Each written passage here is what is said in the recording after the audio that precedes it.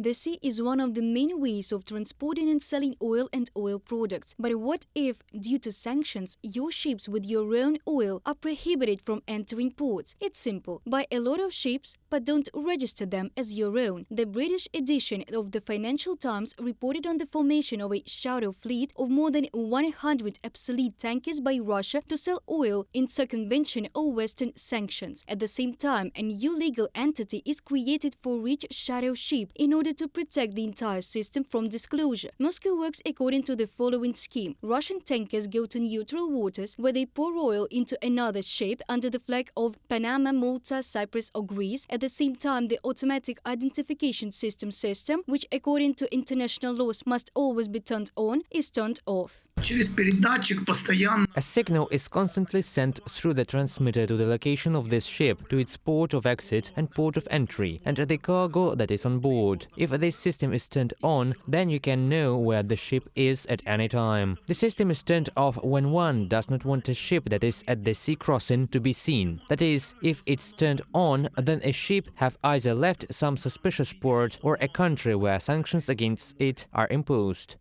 The fact that the Russian Federation violates international law is not news, but as it turns out, some private companies from developed democratic countries are also involved in illegal schemes. From commercial documents, it became known that the Swiss Nuco and the Singaporean Trafigura could act as intermediaries, that is, sell Russian oil to companies from the EU and the USA. Our journalists have called the office of one of these organizations, the American company Valero, and introduced themselves as intermediaries. They did not receive a refusal, however, as well as explicit confirmation that the company would agree to buy Russian oil. The secretary redirected the journalists to the manager, and then they were advised to leave a request.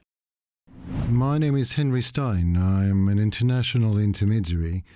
I'm actually acting on behalf of a company that is located in the country that is currently under the international sanctions, if you know what the country name is. But I would love to discuss with someone who is authorized at your end the following.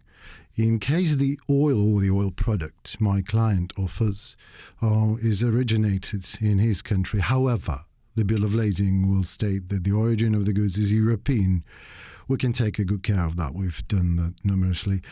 Would your company be considering collaborating with us? So is that the question? Let me see if I can find somebody to help you. All right, thank you. Let's see if Mike can help you. Hold on. Okay.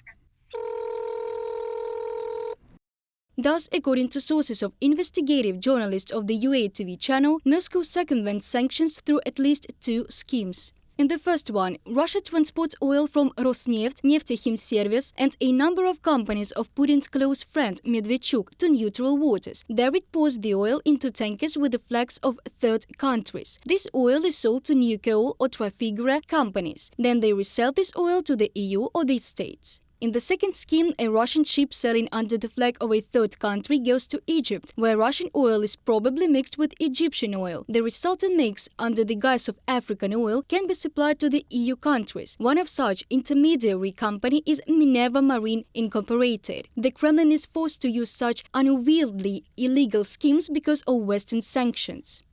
Казалось бы, ну и что? It would seem, and so what? They transported products in one way. Now they will transport them in another. The issue is about profit. If before Putin's criminal full-scale war against Ukraine, the Russian Federation could easily sell oil products to Europe directly in the volumes Europe needs, at the market price, by the way. I think today everything has become much more complicated. Goods are shipped in small tanks across half the continent, and now it's illegal. Once the supply of more than a third of all oil in the EU, now Russia is forced to trade resources from under the floor. Reported by Dana Kolesnik, Danilo Kobza, UATV News.